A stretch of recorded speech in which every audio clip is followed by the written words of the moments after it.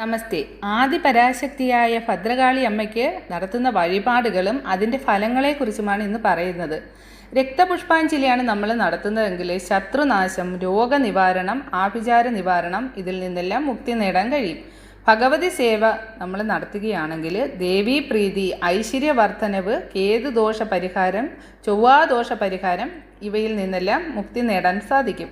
ഇനി പുഷ്പാഞ്ജലിയാണ് നടത്തുന്നതെങ്കിൽ ഭഗവതി പ്രീതി, ചൊവ്വാദോഷ നിവാരണം. ഗുരുതിയാണ് നടത്തുന്നതെങ്കിൽ ശത്രുഹാനി, സർവദോഷ പരിഹാരം, നാലാം വേദ ആഭിചാര നിവാരണം. പിന്നെ നാരങ്ങാവിളക്ക് നടത്തുകയാണെങ്കിൽ മാംഗല്യ തടസ്സം, ദുരിത നിവാരണം, ദാരിദ്ര്യം നീക്കൽ, ദുഃഖനാശം ഇതെല്ലാം മാറിക്കിട്ടും. ഇനി വിളക്കാണ് അമ്മയ്ക്ക് നമ്മൾ വഴിപാടായിട്ട് നടത്തുന്നതെങ്കിൽ കർമ്മദോഷം നീക്കാനും പാപനാശം മാറാനും വളരെ നല്ലതാണ്.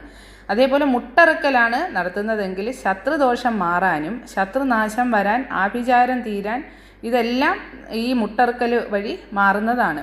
അതേപോലെ പട്ടും കോഴി നേർച്ചയും ചെയ്താൽ ശത്രുനാശം, ഉദ്ദിഷ്ടകാര്യസിദ്ധി. അതേപോലെ ഈ നെല്ല് പറയിടലുണ്ട്, അത് നടത്തുകയാണെങ്കിൽ ധനവർദ്ധനവ്, ദാരിദ്ര്യനാശം, ദേവീപ്രീതി ഇതാണ് ഫലം. ഇനി വാളും ചിലമ്പും സമർപ്പിക്കലുണ്ട്, അത് കാര്യസാധ്യത്തിനാണ് നടത്തുന്നത്. അതുപോലെ ഭദ്രകാളി അമ്മയെ പ്രീതിപ്പെടുത്തുന്നതിനായിട്ട് നിത്യവും ജപിക്കേണ്ട സ്തുതി കൂടി പറയാം.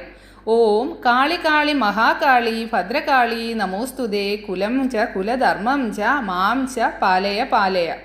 ഈ സ്തുതി ശരീരശുദ്ധി വരുത്തി നിത്യവും രാവിലെയോ വൈകിട്ടോ 18 തവണ ജപിച്ചാൽ നമ്മുടെ ജീവിതത്തിൽ വളരെ പെട്ടെന്ന് തന്നെ പലതരത്തിലുള്ള മാറ്റങ്ങൾ കാണാൻ പറ്റുന്നതാണ്. നമ്മുടെ ജീവിതത്തിലുള്ള പല പ്രശ്നങ്ങൾക്കുമുള്ള ഉത്തരം ആദിപരാശക്തിയായിട്ടുള്ള ഭദ്രകാളി അമ്മ വേഗം തന്നെ കാട്ടിത്തരും.